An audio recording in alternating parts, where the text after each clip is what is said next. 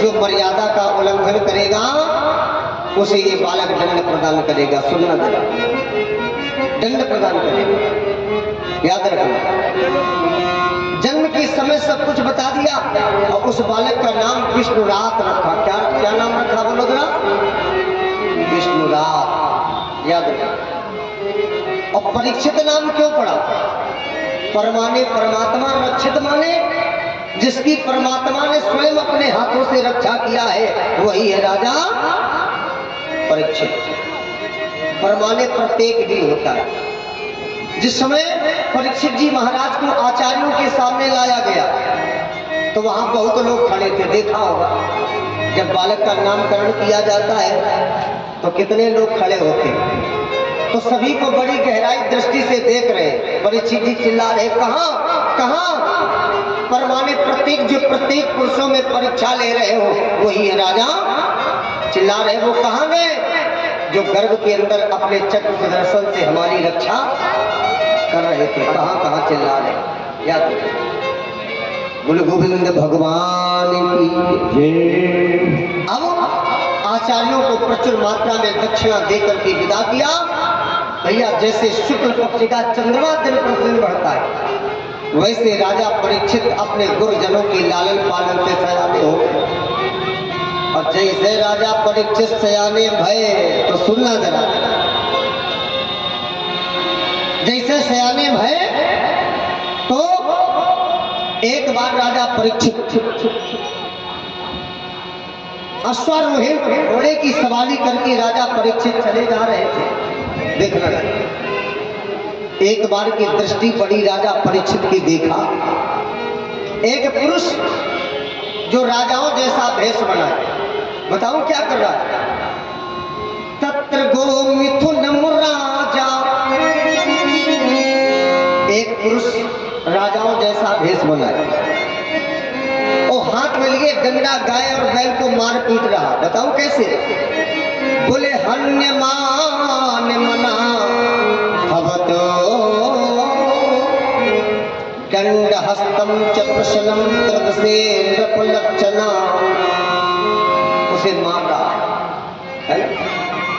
राजा परीक्षित की दृष्टि पड़ी, अरे कौन है?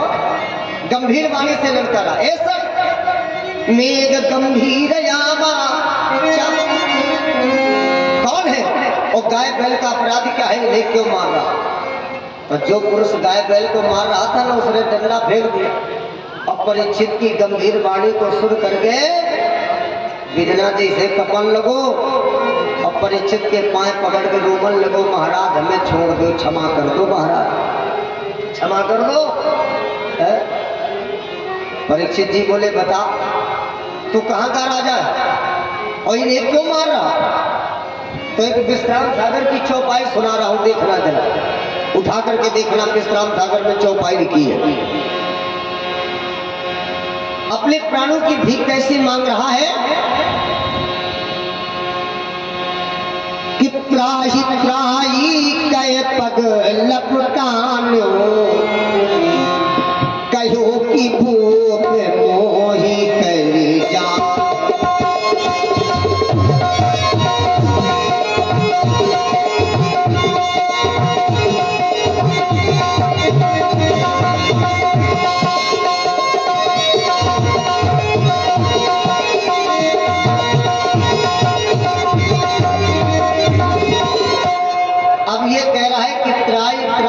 पग लपटाने कहो कि भूप मोह कल। महाराज मैं हूँ कलयुग। बोले तेरी हिम्मत कैसे पड़ी मेरे राज्य में प्रवेश करने की? क्यों? क्योंकि मैं जानता हूँ जिस राज्य में, जिस घर में कलयुग का वास हो जाता है उस घर में 10 दुर्गुण बढ़ जाते। कितने दुर्गुण बोलो जरा? मैं 10 दुर्गुणों के नाम बता रहा हूँ। अगर ये 10 दुर्गुण है समझ जाओ हमारे घर में कलयुग का वास है। बताओ, पहला दुर्गुण है लोभ।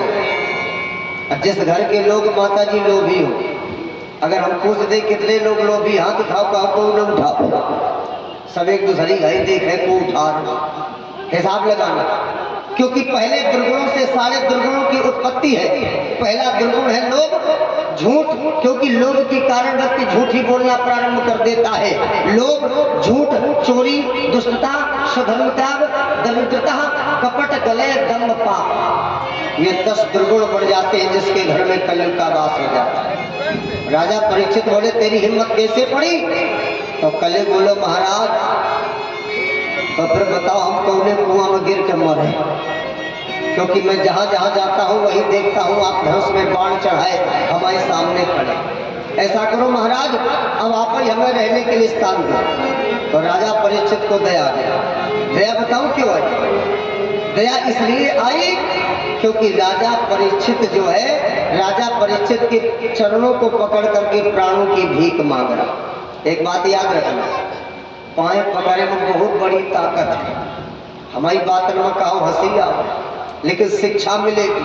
अब ये बात लोग ब्राह्मण पर लागू कर देते माता जी कि ब्राह्मण चाहे जितने क्रोध में हो पाए पकड़ ले गुस्सा है, तो ब्राह्मण पर ही बात लागू नहीं है ना। देखना जरा उदाहरण दे रहे, जैसे आपके पति देवता खूब गुस्सा में ठाड़े भैरवनाथ बने, देखना कि वो बद कहे वाले, तो शास्त्रार्थ मत करना। अगर शास्त्रार्थ कर दिया तो बात बिगड़ जाएगी। उस समय क्या करना, पाए पकड़ के बस इतना कही दो आज गलती हुई तुम्हारी कसम दोबारा कमाना ही है, तो मुंह सर फेंकती है और का कही अगर यह पाए न पड़े तो बड़ा जी से भुला डरते आ जाए, लेकिन मार खाए थे तो बची। चिंतन करना। तो जब परीक्षित के चरणों को पकड़ा तो क्या कहा, त्राही त्राही कहे पगी लपूटान्यो कहो कि भूख मोहि कली जान्यो। महाराज मैं कलयुग, राजा परीक्षित को दया भी पैर पकड़ के भीख मांग रहा, जा मैं तुम्हें रहने के लिए स्थान दे रहा हूं। बताओ कितने स्थान दिए? 4 स्थान कौन दिया? तो श्लोक कह रहा है दीवतम पानम स्त्रिया शूना यत्रा धर्म चतुर्विधा। हिंदी में बताऊं 4 स्थान कौन दिया? द्यूतम कलयुग पहला स्थान, जहां पर द्यूत कीड़ा समझ गए, जहां जुआ का खेल हो रहा हो, कलयुग तुम बिना टिकट घुसे चले जाओ तुम्हें कौनो रोग धाम बोलो जरा। याद रखना जुआ बहुत खराब, जुआ का खेल हो रहा हो तो उसके आसपास भी मत खड़े होना। अगर आसपास भी खड़े हो गए तो समझ जाओ कलयुग के घेरे में बोलो आ जाओगे।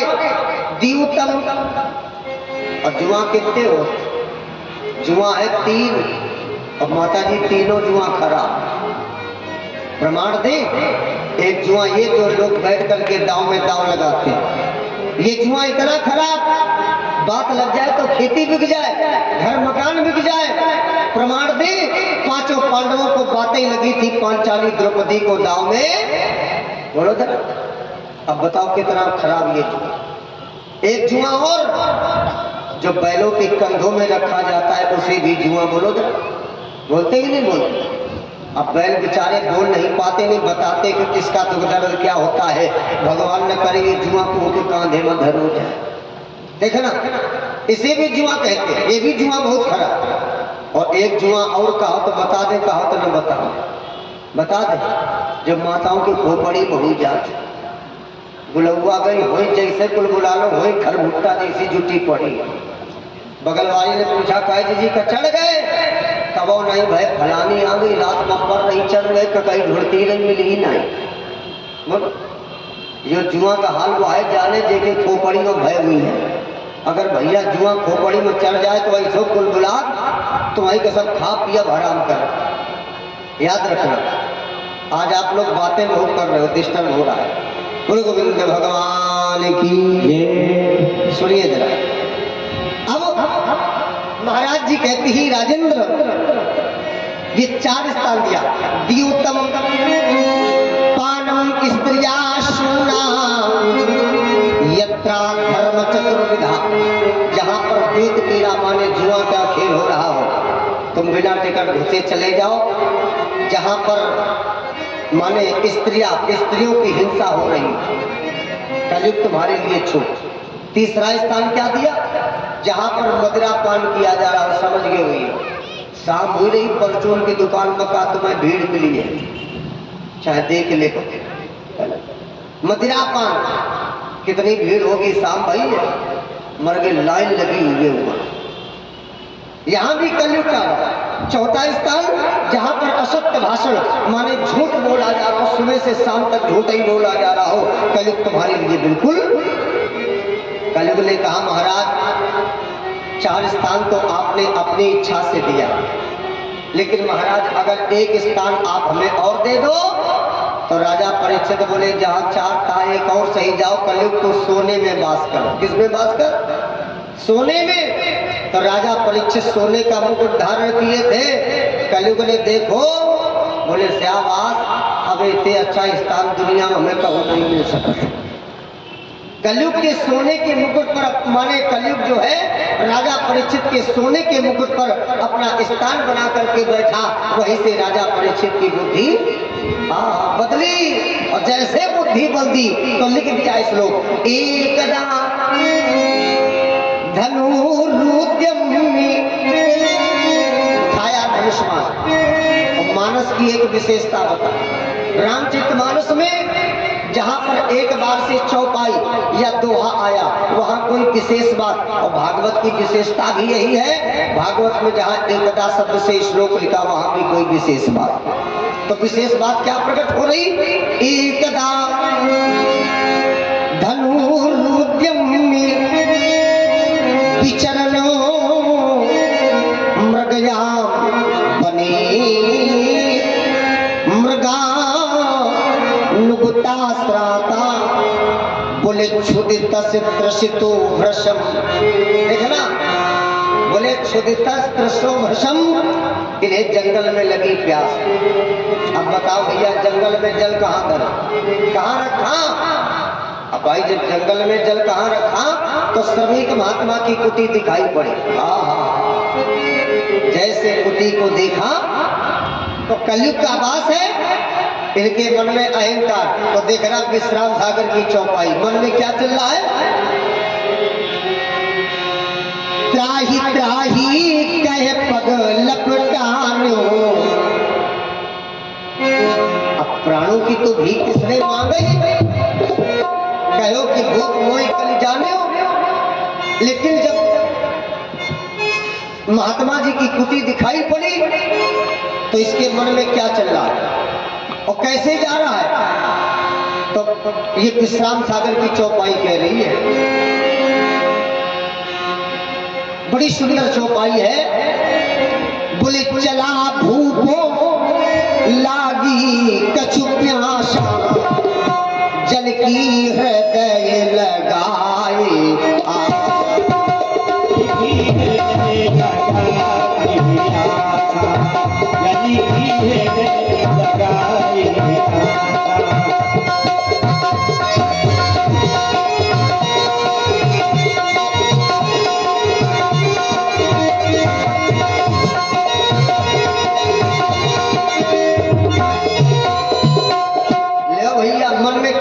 श्रृंगी ऋषि के आश्रम गयम, मन में हर्ष भूप के भयम।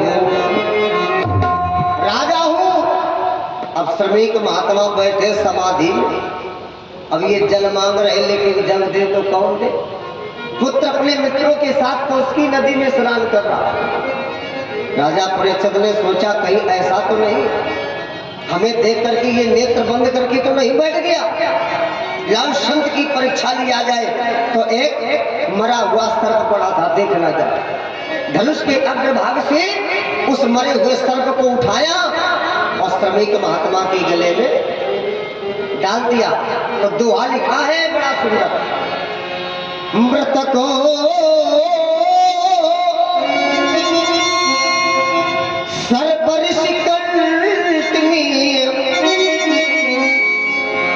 दिया नृपति ने डाल। ले भैया, और मरा हुआ सर्प की माला पहना करके आ गया। अब एक बालक आया, कुटी लगाई आवाज, भैया श्रृंगी। ओ अब श्रृंगी तो है नहीं। महाराज जी बैठे, देखा सर्प की माला तो उस बालक ने सोचा किसी राजा ने महात्मन के गले में जीवित सर्प की माला पहना दिया और इस सर्प ने महाराज को काट लिया। तो वो बालक जो है वहां से रोता दौड़ता चला रहा कौशकी नदी की तरफ, भैया श्रृंगी जाने किस राजा ने तुम्हारे पिता के गले में सर्प की माला पहना दिया, ऐसा लगता है जैसे उस सर्प ने तुम्हारे पिता को काट लिया। और जैसे आज बालक ने सुना तो उसे बड़ा क्रोध आया, सारा तन कांप गया। देखना ओंठ कैसे फड़फड़ा रहे क्रोध में। आ गया तन कांप उठा तप तेज क्रोध की साथ उठा और ब्रह्मत्व उठा अप नत्य उठा बोले शान ही श्राप को हाथ उठा। ले लिया कौशकी नदी का जल हाथ में, कहा सुनो। देखना कितने क्रोध में कि बस सावधान हे राजेंद्र, वो राजा सावधान हो जा कि बस सावधान बस सावधान ओ शक जीवित हो जाओ। ए तशक नाम ए राजेंद्र, बस सावधान बस सावधान ओ शक जीवित हो जाओ। और जिस राजा ने मेरे पिता के गले में सर्प की माला पहनाई है उस राजा के लिए 7 मील रोज उस पापी को दुनिया से यमपुर पहुंचाओ।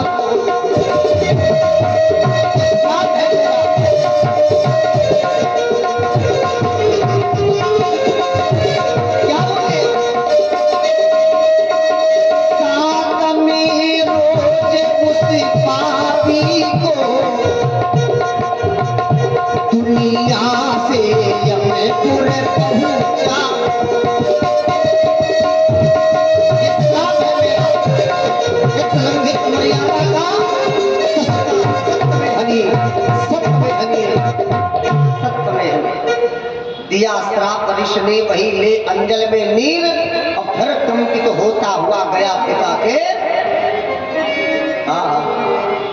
के पीछे खड़े होकर के बालक बड़ी तेजी तेजी से रोया।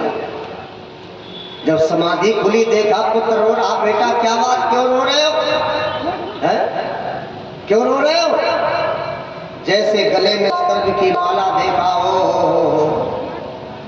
नारायण, देखा कि ये तो मरा हुआ सर्प है, लेकिन हमें बताया गया था कि जीवित सर्प की माला पहना। तो मैंने श्राप दे दिया कि आज के 7वें दिन उस राजा को तशक नाम रस ले। पिताजी हमसे अपराध असंभव, सारी बात बताई, ध्यान लगा करके देखा वो राजा कौन है, क्योंकि बिना कारण के कोई सर्प की माला कारण जरूर होगा। और जैसे ध्यान लगाया, ये तो मर्यादा का पालन करने वाला परीक्षित है। प्यास से व्याकुल बेचारा जल मांगता था, तू था नहीं, मैं बैठा समाधि में, तो परीक्षा लेने के कारण उसने हमारे गले में सर्प की माला। अपने 4 शिष्यों को बुलाया, कहा जाओ राजा परीक्षित से कह दो कि तुम्हें 7 दिन का मौका मिला है, अगर मुक्ति बना सकते हो तो बना। देखना जरा, राजा परीक्षित को जब 4 शिष्यों ने जाकर के बताया तो परीक्षित बोले, वाह ब्राह्मण देवता,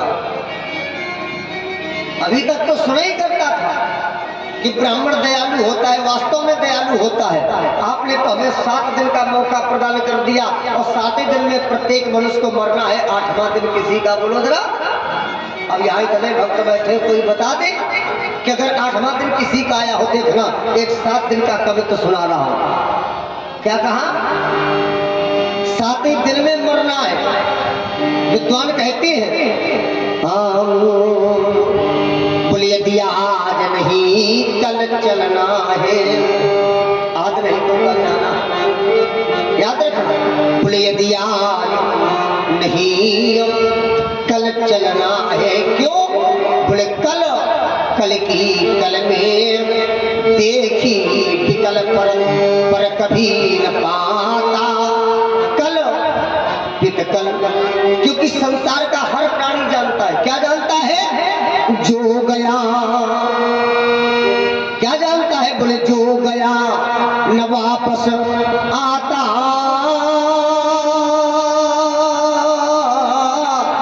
कल माने जो हमारे आपके बीच से कल चला गया वो कल कभी वापस आने वाला बोलो जरा नहीं है। जो गया न वापस अरे आता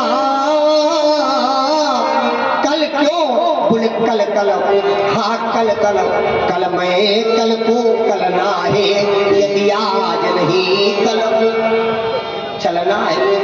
अब देखना ये भागवत कथा चल रही है और कुछ लोग कहा सोचत हुए आज तो दूसरों दिन है कथा का, कल चला जाऊंगा कल चला जाऊंगा और मर गए कहा काल काल करत का भंडारू निपट जाए, है ना।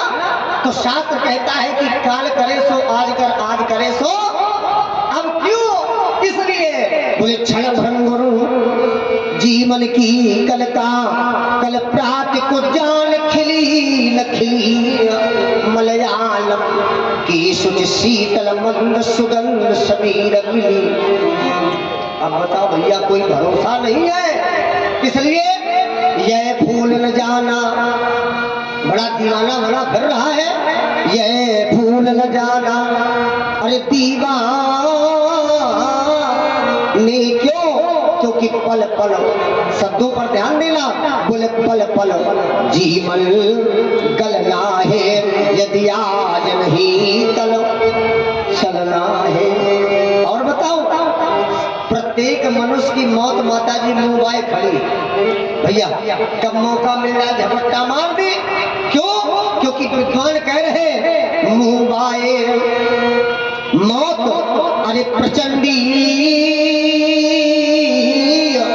प्रेत अपने आप तीशब होते अचेत मन आ, तीशब होते अचेत तन मांस। अहंकार करता है मत कर, क्यों, एक दिन यही घर परिवार के लोग मिलकर के इस शरीर को चिता पर जला करके बोलो जरा राख कर देंगे।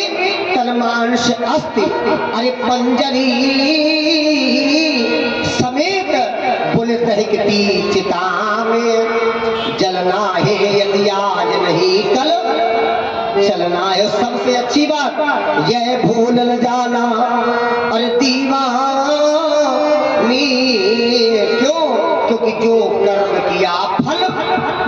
मानस कह रही है बड़ी सुंदर चौपाई, बोले जो जैसी कर सो तैसी फली जा।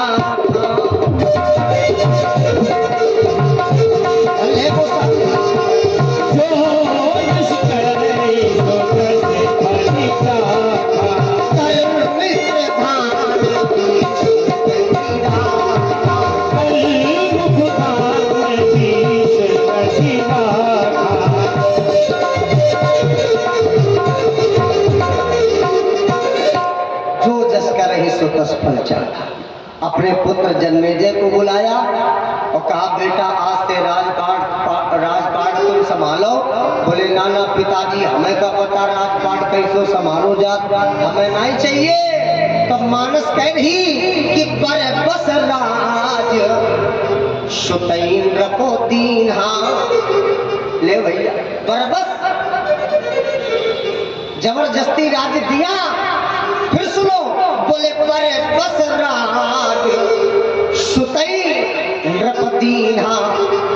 पहले के सुत को याद रखना माता जी भैया, पहले के सुत को जबरदस्ती राज दिया जाता था और आज करके लड़का जबरदस्ती राज लई रहे। हमारी बात समझ में आई कि नहीं समझ में आई? फिर सुनो, पहले के सुत को हर माँ बाप अपने पुत्र को सुत कहता था।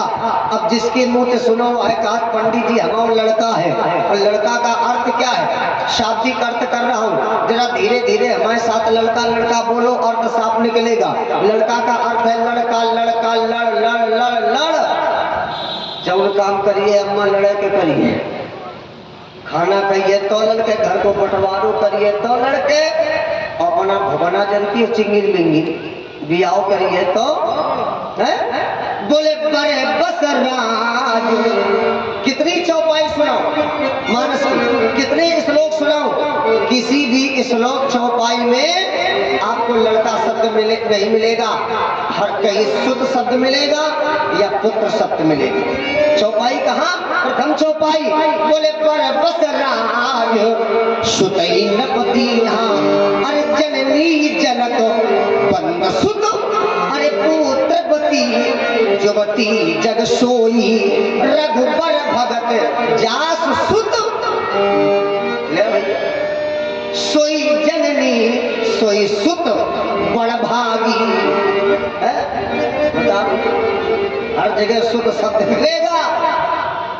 बरबस राज सुतई नपदीना, जबरदस्ती टाट की मैंने राज दिया, टाट की लंगोटी लगाई और लंगोटी लगा के आगे गंगा के किनारे बहुत ऊंचा सा बालू का सिंहासन बनाया। दूर दूर से संत महात्मा आ गए, भाई इतना बड़ा राजा क्या बात है, और बड़े संत आए, एक संत नहीं संत कितने आए।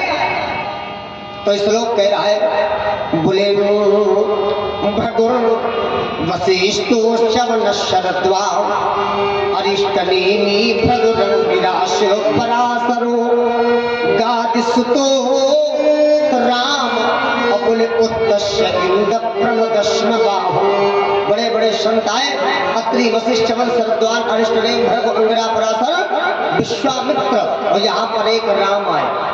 अपने यहाँ राम कितने हुए? 3, कौशल्यानंदन, रेणुकानंदन परशुराम और रोहिणी के पुत्र बलराम। लेकिन यहाँ राम कौन आए? परशुराम जी महाराज आए, है ना। और सभी संतों से परीक्षित जी ने कहा देखो महाराज, जो भी संत महात्मा हमारे प्रश्न का उत्तर प्रदान कर दे, ये बालका बेटी देख रहे उस पर विराजमान हो जाए, हमारे प्रश्न का उत्तर दे। जैसे तना कहा तो संत बोले भैया राजा है महाराजा है, बता पाए तो ठीक है, नहीं कहा सुना दे फांसी की सजा तुम्हारी धारी है।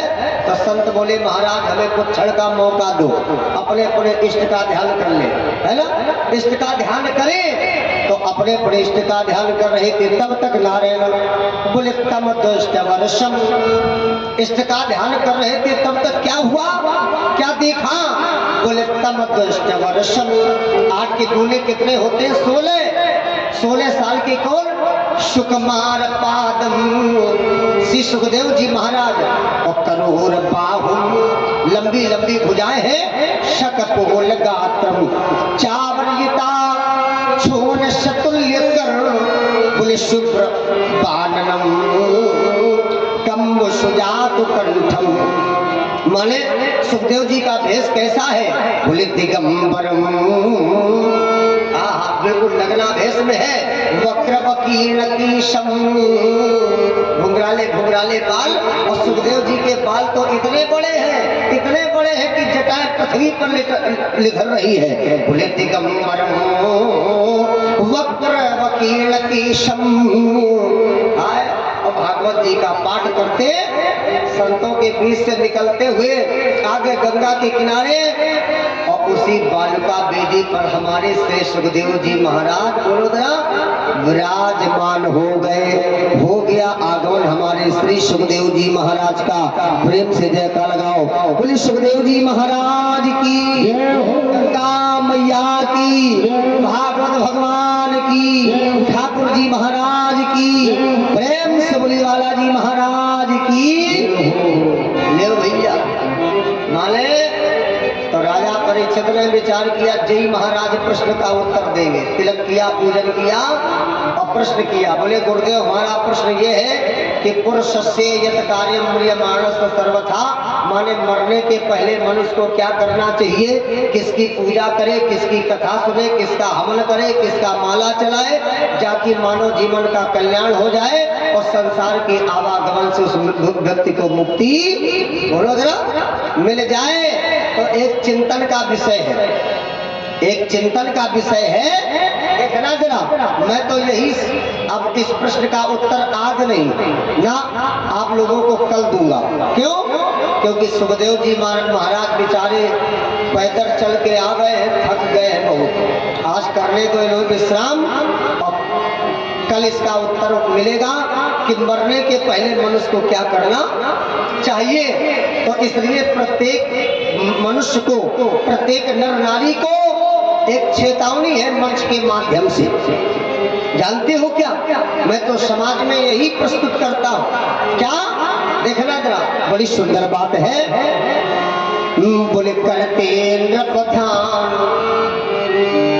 अगर वास्तव में जीवन को सार्थक बनाना है, याद रखो, इस भव सागर से अगर मानव जीवन को पार करना है तो याद रखो, करते नृपध्यान रहो शिव का।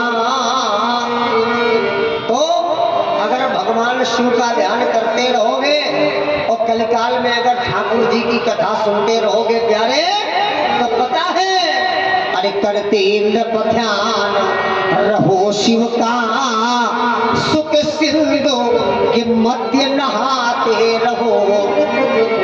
यानी सुख सिंधु के मध्य नहाते रहो। क्यों? और अपना करके अपना समझो। अगर मानव जीवन को सार्थक करना है तो क्या कहा? बोले अपना करके अपना समझो। जब अपनाओगे तभी तो, जब अपना समझोगे तभी तो अपनाओगे। बोले अपना करके अपना समझो, सतमार्ग सभी को दिखाते रहो। अगर सतमार्ग दिखाते रहोगे तो प्यारे कई गुना लाभ आपको प्राप्त होगा। याद रखो, बोले अपना करके अपना समझो, सतमार्ग सभी को दिखाते रहो। प्यारे क्या मूल तत्व है, क्या, अरे क्या मूल तत्व है मानवता का, इस मानव को बतलाते चलो, इस मानव को बतलाते रहो। अपना करके अपना समझो, सतमार्ग सभी को दिखाते रहो। अगर नारायण समस्त भक्तों को धर्म से जोड़ते रहोगे तो नारायण जीवन और अच्छे से कटेगा, और जो है जीवन नारायण मानव जीवन का कल्याण होगा। कई गुना फल हमें आपको बोलो प्राप्त होगा अगर धर्म से जुड़ोगे, धर्म से लोगों को जोड़ोगे। अंतिम लाइन, क्योंकि यही कहा गया, जब ज्ञान की गंगा, अगर ज्ञान की गंगा में गोते लगाने को मिल जाए तो नदियन का पानी पता है उसके सामने बेकार है। मैं कह रहा हूं, विद्वान कह रहे हैं, अरे जब ज्ञान की गंगा बहती चले तो नदियों का स्नान मिले न मिले। भैया जहां ज्ञान की गंगा में डुबकी लगाने को मिल रहा हो, अरे जब ज्ञान की गंगा बहती चले तो नदियों का स्नान मिले न मिले। अरे प्रेम प्रसून खिले मन में, अरे प्रेम प्रसून खिले मन में तो उपवन के फूल मिले न मिले, तो उपवन के फूल। इतना ही नहीं, अरे संतोष का धल, क्या कहा? संतोष का धल जब मिल ही गया तो धन और धनवान मिले न मिले। संतोष का धन जब मिल ही गया तो धन और धनवान मिले न मिले। प्यारे इसीलिए कहा गया, तुम शिवानाथ को अगर जीवन सार्थक करना है प्यारे, और कृष्ण की कृपा पात्र बनना है तो धर्म से जुड़ो। क्यों? बोले तुम शिवानाथ को भूल जाना नहीं। समझना, तुम शिवानाथ को अगर कालों के काल महाकाल की कृपा कृपा हो गई तो याद रखो तुम शिवानाथ को भूल जाना नहीं। अरे लो तुम किसी से लगाना नहीं कि लो तुम किसी से लगाना नहीं। तुम करो साधु सेवा, सेवा करो संत ब्राह्मणों की, गुरुजनों की, माता पिता की। और अगर ऐसा करोगे तो तुम करो साधु सेवा, करो करो शिव का सुमिरन, तुम करो साधु सेवा, करो करो शिव का सुमिरन। ध्यान चरणों से उनके हटाना नहीं, ध्यान चरणों से उनके हटाना नहीं। तुम शिवानाथ को भूल जाना नहीं। तुम लो तुम किसी से लगाना नहीं। अगर ऐसा करते रहोगे तो फिर जीवन ही क्या है, फिर तो आनंद ही आनंद है। आनंद कहाँ आता है परीक्षित जी, बोलो। भगवान की कथा में, भगवान के भजन में, भगवान की छवि का दर्शन करने में। और मजा कहाँ आता है नौटंकी और नाच गाने में। तो पंडाल में बैठ करके हमें आपको आनंद लेना है कि मजा लेना है, बोलो है? आनंद लेना है। एक जगह हम कथा सुना रहे थे, मर गए 7 दिन चीघे चीघे। आनंद आता है भगवान की कथा में, भगवान के भजन में। और जब 7वें दिन कथा वहीं विराम भाई हम आ रहे थे घरे, तो एक सज्जन आए, हम पाँव लगी करो, पैर छुओ और हाथ जोड़ के बोले महाराज यार मजा आ गो, 7 दिन हम हो खोपड़ी पकड़ के बैठ के हमको मर गए। चीघे चीघे काम मरी पड़ो कहा तो मजा आ गो है। याद रखो आनंद लेना है कि आनंद की अनुभूति परमानंद से ही प्राप्त होती है। ये जिंदगी बड़ी खूबसूरत है। क्यों कहा? अरे बड़ी खूबसूरत यही जिंदगी है, समझना। बड़ी खूबसूरत यही जिंदगी है, यहाँ लालचों ख्वाहिशों की कमी है। बड़ी खूबसूरत यही जिंदगी है, यहाँ लालचों ख्वाहिशों की कमी है। क्यों? ये पदमान पैसा, ये पदमान पैसा सबू का है दुश्मन। ये पदमान पैसा सबू का है दुश्मन। सुनो प्रेम को बस चाहिए बस समर्पण। सुनो प्रेम को चाहिए बस समर्पण। तो सब जानता है ए मानो इस मृत्यु लोक में आकर के जानता सब है। अरे तू सब जानता है, अरे ठीक रे मन। धन है लिखने वाले, कितना सुंदर लिखा। अरे तू सब जानता है, अरे ठीक रे मन।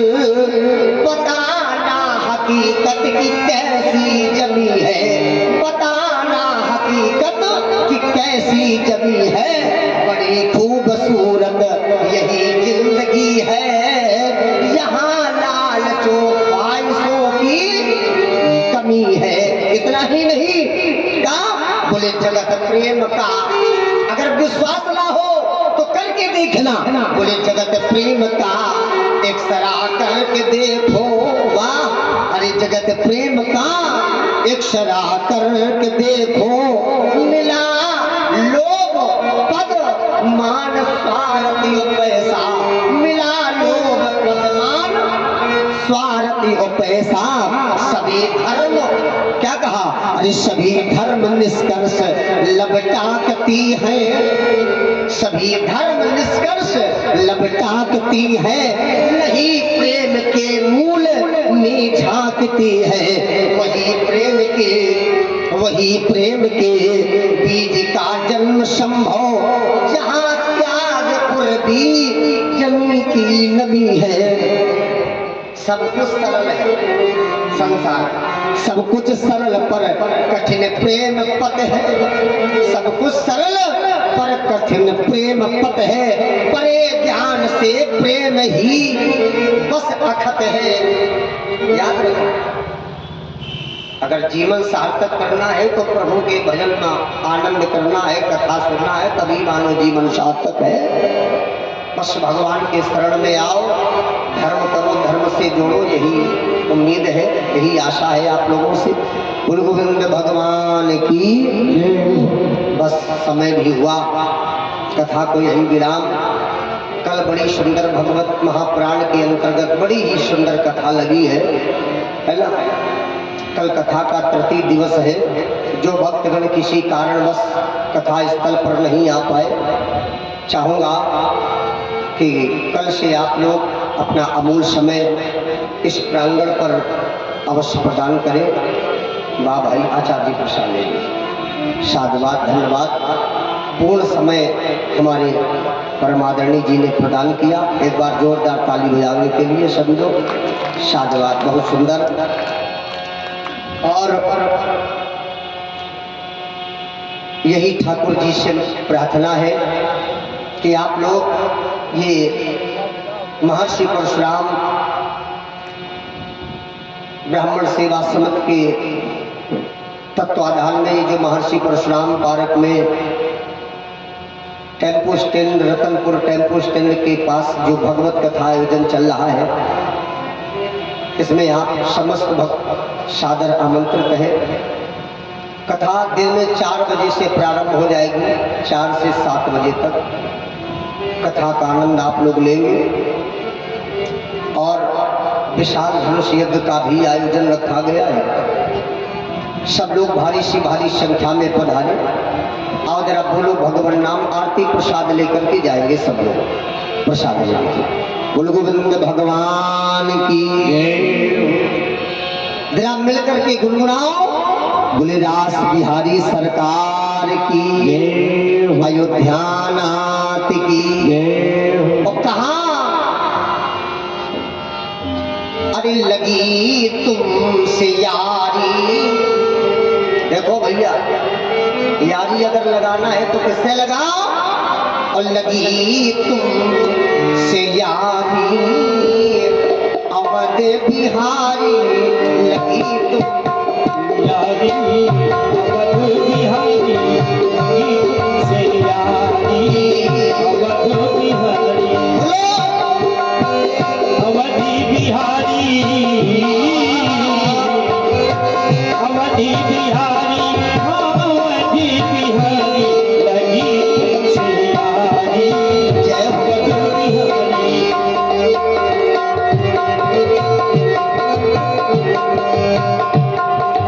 अवध बिहारी हो, अवध बिहारी, अवधि बिहारी हो, अवधि बिहारी, लगी तुमसे यारी अवध बिहारी, लगी तुमसे यारी।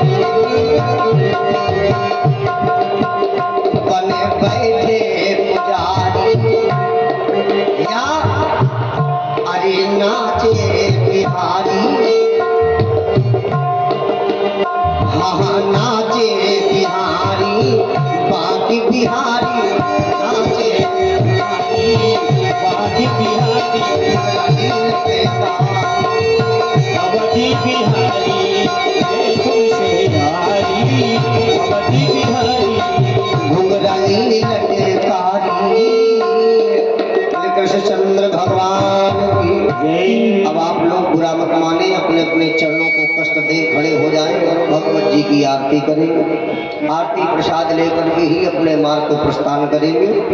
दिन में ठीक 4 बजे से भगवत कथा प्रारंभ हो जाएगी और 4 से सायं 7 साढ़े 7 बजे तक भगवान जी की आरती कथा होगी और आरती प्रसाद लेकर के ही आप अपने मार्ग को प्रस्थान करेंगे। कल बड़ी ही रसमयी कथा है, बड़ा ही आनंद आएगा, है ना। सृष्टि प्रकरण आदियात भक्त प्रहलाद तक की कथा आपको श्रवण करने को मिलेगी कल की बेला में। कल आप लोग सुनेंगे भक्त प्रहलाद के लिए भगवान 24 अवतारों में एक अवतार खंभा को फाड़ करके धारण किया। कौन अवतार? नरसिंह भगवान का। बड़ी रसमयी कथा है भक्त प्रहलाद की कथा। तो आओ जरा भगवान जी की आरती बोलो सब लोग। ओम नमः शांति शांति शांति।